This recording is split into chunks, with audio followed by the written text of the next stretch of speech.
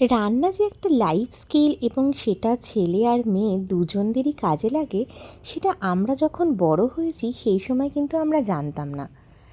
তাই আমার ছোটোবেলায় আমি নিজেও রান্না করতে পছন্দ করতাম না, কিন্তু আমার ছেলে কিন্তু একদম উল্টো।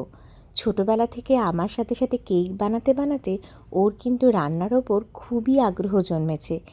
এই যে এখন তার ইচ্ছে হয়েছে সে চিকেন বানাবে, তাই ম্যারিনেট করে রাখা চিকেনটাকে নিয়ে ও রান্না করতে নেমেছে। স্পাইস দিলাম আমি। এখানে ছিল হচ্ছে সিনামন স্টিক, এলাইচি একটা, কাটলে একটু বেশি ফ্লেভার আসে, আর দুটো লবঙ্গ। এরপরে আমি এইটা দিয়ে দেবো, এটা হচ্ছে টমেটো পিউরি আর অনিয়নকে পেস্ট করো।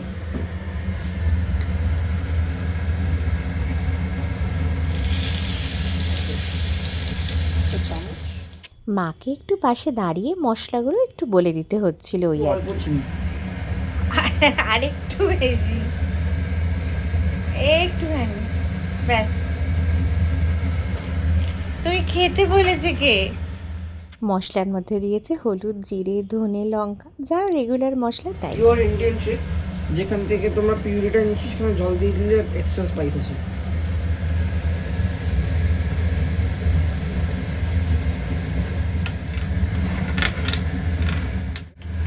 আর এটা 2 চামচ মতো।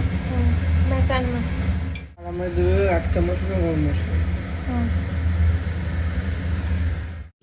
মশলা কষানো হয়ে গেলে চিকেনগুলো দিয়ে একটু নাড়াচাড়া করে ব্যাস ওপর থেকে গ্রেভিটা ঢেলে দিলেই কিন্তু চিকেনটা রেডি হয়ে গেল। নিজের কোনো খাবার ইচ্ছে হলে সেটা অন্য কারোর ওপর ভরসা না করে যে নিজেও বানিয়ে নেওয়া যায়, এটা কিন্তু এখনকার ছেলেরা বড় হতে হতে শিখে যাচ্ছে। খুবই আমি দেখতে হচ্ছে। এত সুন্দর গার্নিশ করা ইয়াম্মি দেখতে খাবার, ইয়াম্মি খেতেও কিন্তু সত্যিই হয়েছিল।